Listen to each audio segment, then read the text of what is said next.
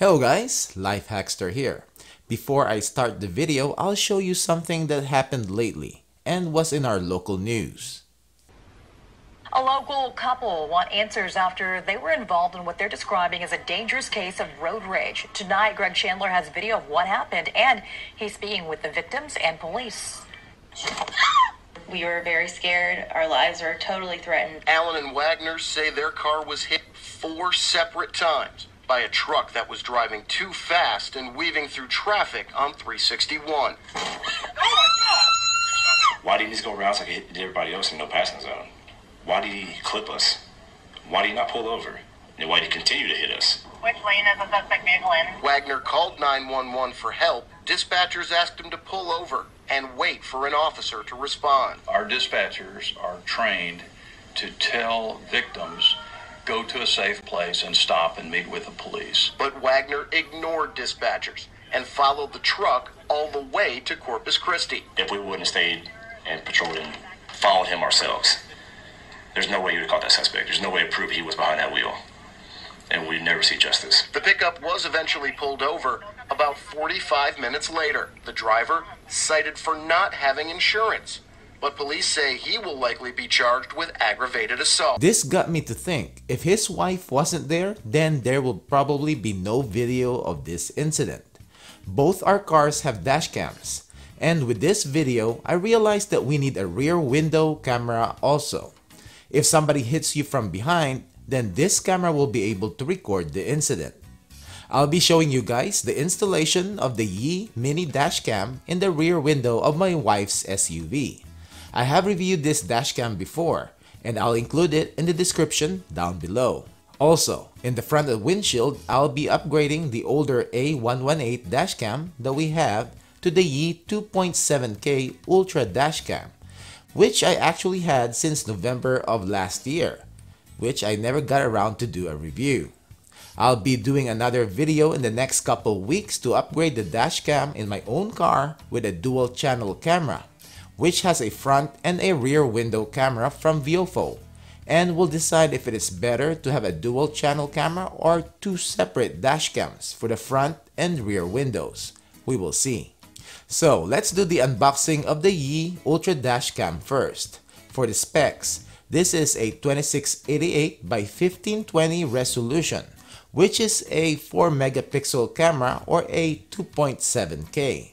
It is twice the resolution of the 1080p. So we have the camera itself, which you will see the 2.7-inch LCD screen. There's mounting screw on top and vent holes.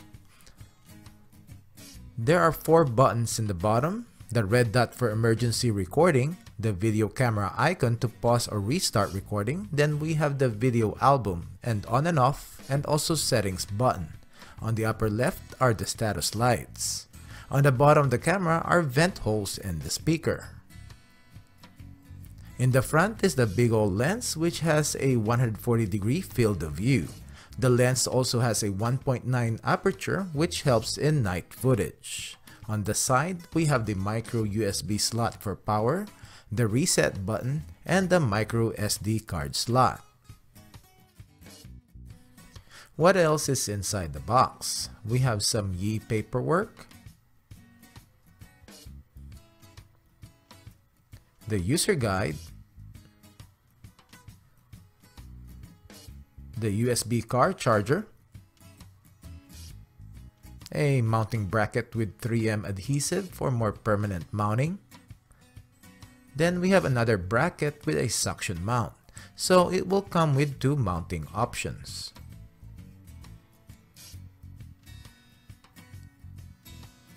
We have the 16GB micro SD card that is included.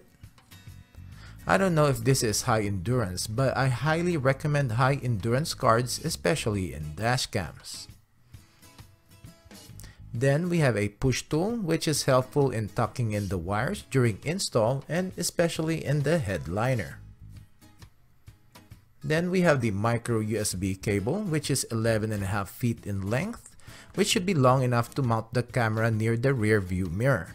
Route the wire down to the A pillar and back to the center console to get plugged in the USB car charger.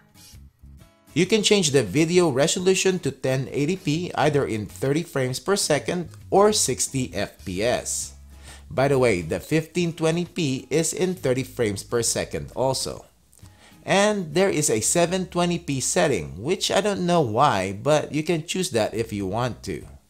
It has a 140-degree wide-angle lens and also has a WDR or wide dynamic range, which is necessary for this type of cameras so as to be able to adjust if one part of the footage is too bright or dark. It has a 2.7-inch LCD screen and Wi-Fi enabled, so that you'll be able to access the footage from the camera using the Yi Dashcam app without removing the micro SD card. Now let's go over the settings.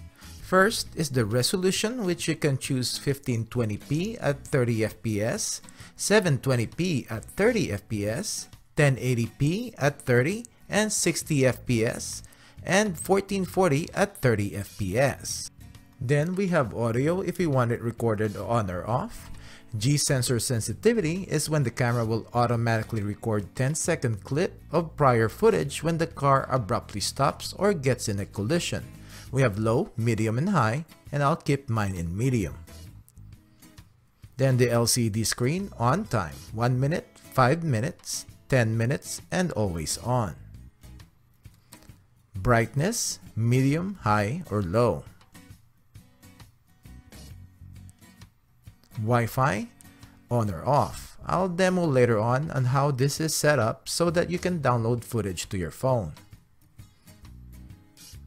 Format the micro SD card if you want to delete old footage and start fresh. Factory reset. Set date and time.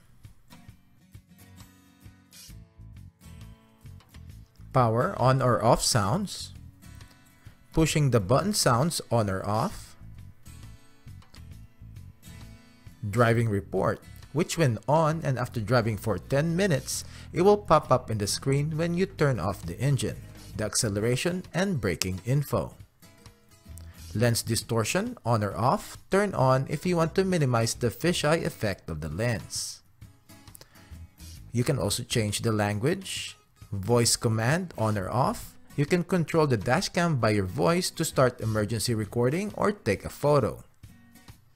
Emergency recording, by the way, is when the camera will record a 10-second clip of prior footage that is before you pushed the emergency record button, before the G sensor was tripped, or you said the record voice command. It will also lock up to 3 minutes of footage after that. The footage is stored on a different folder and is locked, meaning it will not get written over or get deleted in the camera. You need to delete it from the app or in the computer when you remove the micro SD card. Now, I'll show you how to download footage from the dashcam using Wi-Fi. First, download and open the Yi Dashcam app. Turn on the camera and make sure that the Wi-Fi is on in the settings. Add device and select which Yi Dashcam you have. I have the Ultra Dashcam.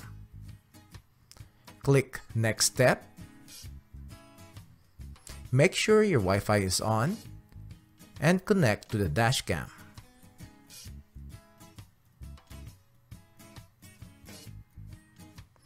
Go to your phone's Wi-Fi settings and click on the camera's Wi-Fi.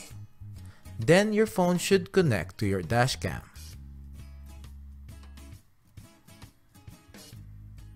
Click on the Album tab to view footage stored in the micro SD card.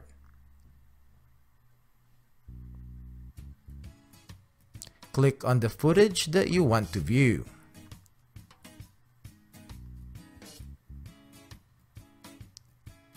Click the download icon to download the footage to your phone. You can select which part of the footage you want to download.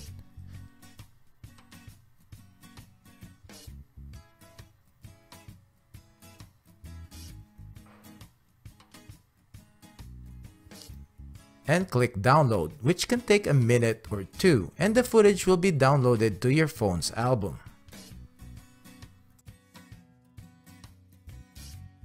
Time to install the cameras. First, we will install the front dashcam, which will be the Yi Ultra Dashcam.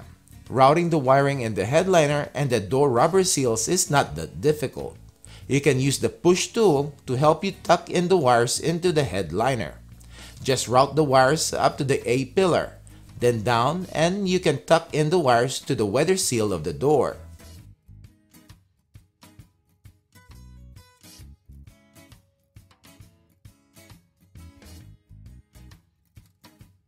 Then across the glove compartment area and to the center console, or to where your car power outlet is. Hide the wires as much as you can and plug the wire to the USB charger.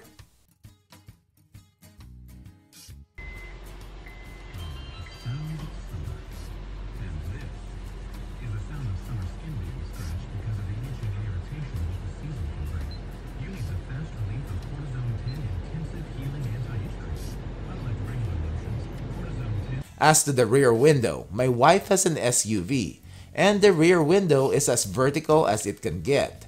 But the Yi Mini Dashcam's lens can be tilted up or down, so basically you can install this and be able to adjust the lens without problems. Make sure to install the rear camera in an area where the heater or defrost grid is not going to be in the way on the field of view of the camera. So the lens needs to be aligned so that it is in between the element wire. Luckily, with my wife's SUV is that there is a power outlet just on the rear panel, so wiring the camera is pretty easy. I just need to get the wires out of the way. Also, a life hack that you can use, and I also use this on securing small wires, is to use the double-sided mounting tape, cut in strips a little bit wider than the wire itself, and you can stick the wire to any place like here in the glass or plastic.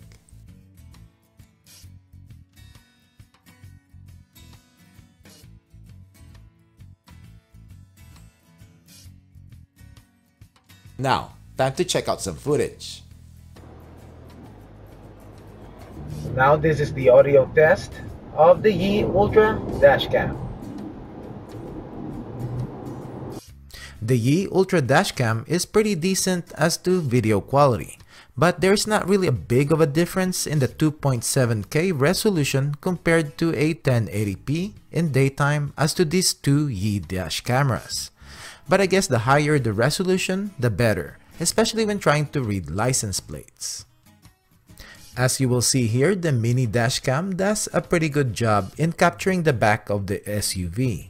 And because it is way in the back, there is more road noise than capturing my voice. Let's see how it sounds on the back of the camera, or on the back of the rear window is the Yi Mini Dashcam. So this is a test of the Yi Mini Dashcam, which is installed on the rear window. At night, depending on the height of where you install the camera and how tall the vehicle is in front of you, you can either be able to read the license plates or not if your headlights just bounce the reflection of the license plate to the camera, causing glare. The Yi Ultra Dashcam does a pretty good job at night, and you'll be able to read business signs and see the sidewalk. The 1.9 aperture helps the camera to see better at night. Now, when it is dark, you can tell the difference between the two cameras, and you will notice that the Yi Mini Dashcam is grainier and darker. And because it is installed at the back, you will not be able to read license plates. Also, with business signs, you will have difficulty identifying or reading them. Overall, this install is not hard as you think. You can use two of the Yi Mini dash cameras for around $90. Most dual channel dash cams start at $100.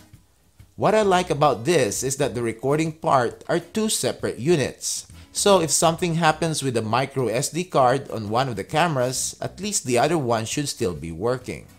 I'll be installing a dual channel camera in my car in the next few weeks, so I can't wait to compare which method is easier and better. Well, that's it guys, thanks for watching, and hopefully you liked this video. Don't forget to give it a thumbs up and subscribe to my channel if you haven't done it yet to get product reviews like this video, comparison videos, product updates, and long-term reviews. Thank you.